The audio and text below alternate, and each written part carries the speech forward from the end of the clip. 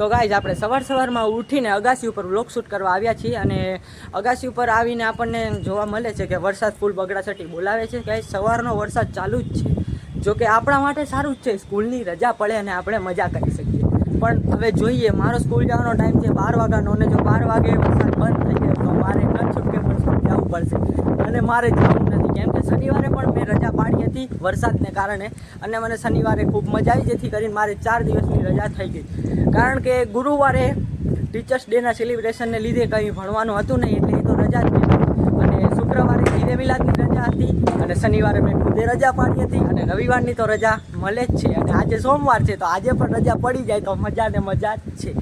તેથી હું તમને સૌથી પહેલાં આપણે વ્યૂ બતાવી દઉં વરસાદનો કેવો વ્યૂ છે. આખું રાજકોટ અંધકાર જેવું લાગે છે, મતલબ વાદળા ઘેરાઈ ગયા છે, આખા રાજકોટને વાદળે ઘેરી લીધા છે અને અંધારું જેવું લાગે છે, જેમ કે સાંજના 6-7 વાગ્યા હોય તેવી ફિલિંગ આવે છે. પણ અત્યારે બપોરના 11 વાગ્યા છે, બપોરના નહીં પણ સવારના, એટલે બપોર થઈ જશે હમણાં 12 વાગે, એટલે 11ના સવારના 11 વાગ્યા છે. તો હું તમને પહેલાં વ્યૂ બતાવી દઉં.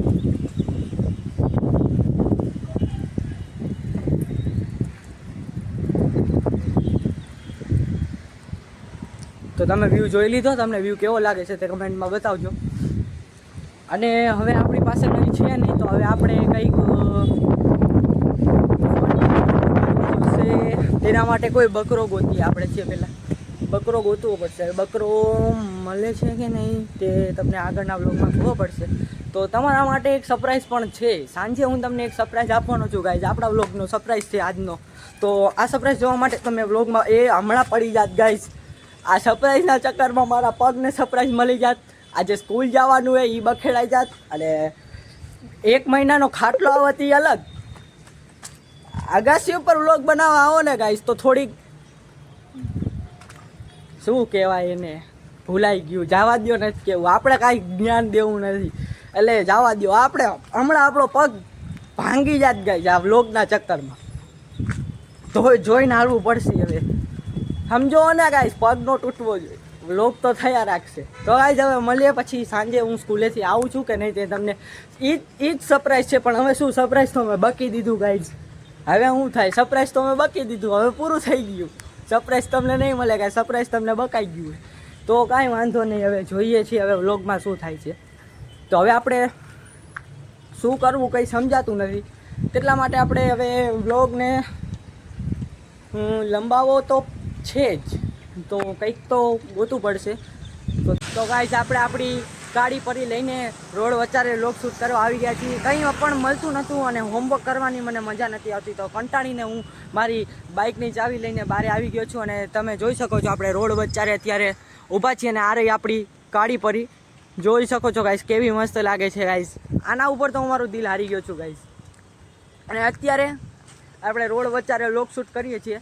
તો હવે આપણે અહીંથી થોડીક વારમાં ઘરે મીઠું લેવા જવાનું છે. જોકે હું આવ્યો તો ખરા મીઠું લેવા, પણ હવે તમે થોડુંક તો ખોટું બોલીને આપણે કંઈક કહી શકીએ ને, એટલા માટે મેં તમને કીધું. પણ હું આવ્યો તો અસલમાં મીઠું લેવા, તો હું તમને સાચું કહી દઉં ગાઈસ, આપણે ખોટું કંઈ છુપાવતા જ છીએ નહીં.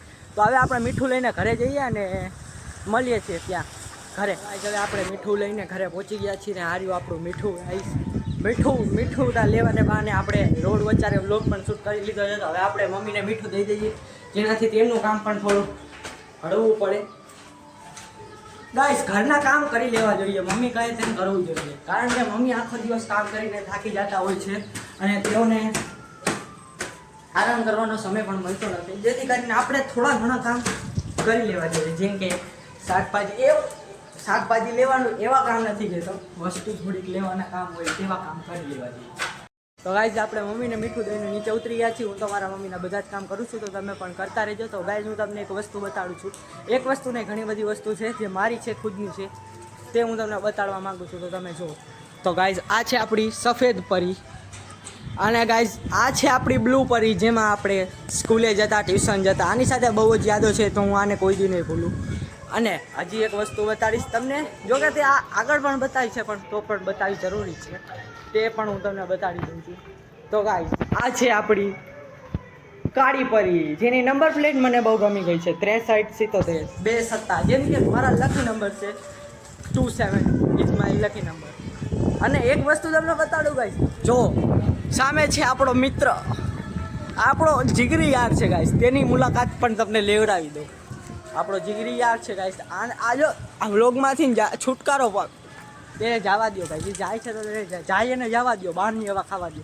ગીત તો તમે સાંભળ્યું જ હશે, ન સાંભળ્યું તો હજી એકવાર સાંભળી લેજો, મસ્તીનું ગીત છે. તો હવે સાંજે મળીએ છીએ, મારો સ્કૂલ જવાનો ટાઈમ થઈ ગયો છે. તો હવે હું સાંજે સ્કૂલેથી આવીને તમને મળું છું. Bye bye. તો ગાઈસ આપણે સ્કૂલેથી આવી ગયા છીએ અને અત્યારે આપણે ચોકલેટ ખાઈ છીએ. અને તમને મેં સવારે એક વસ્તુ બતાવતા ભૂલી ગયો હતો, જે અત્યારે બતાવું છું. આપણી લાલ પરી, આ છે આપણી લાલ પરી ગાઈસ. હવે સ્કૂલથી આવી ગયા છીએ તો હવે લેસન બેસન આપણે કાંઈ કરતા નથી, એટલે આપણે રખડશું ગાઈસ. સમજી ગયા તમે? હવે રખડવાનો ટાઈમ છે તો આપણે રખડશું. અત્યારે આપણે સ્કૂલેથી આવીને ડાયરેક્ટ રખડવા આવી ગયા, નીચે રખડી. તમને એક વસ્તુ બતાડું, જોવો ગાઈસ, આ છે આપણી રોલી. તો ગાઈસ હવે આપણે રોલેક્સને ઘડીક વાર રમાડવા માટે આવ્યા છીએ. તો ગાઈસ આ રોલેક્સ તમને કેવી લાગ્યું તે મને કમેન્ટમાં જરૂરથી જણાવજો. તો ગાઈસ હવે આપણે રોલેક્સનો ઇન્ટ્રો કરાવી દીધો છે ગાઈસ. તો રોલેક્સ તમને મળવા માંગે છે. રોલી સામું જો, રોલી નારાજ છે તો હવે એને સાઈડમાં મૂકી દઈ. અંધારા જેવું થઈ ગયું છે ને આપણો વ્લોગ પણ બહુ લાંબો થઈ ગયો છે, તો હવે વ્લોગ વધુ ના લંબાવતા આપણે વ્લોગનો એન્ડ કરીશું. તો મળીએ છીએ કાલના નવા વ્લોગમાં. Bye bye, take care guys.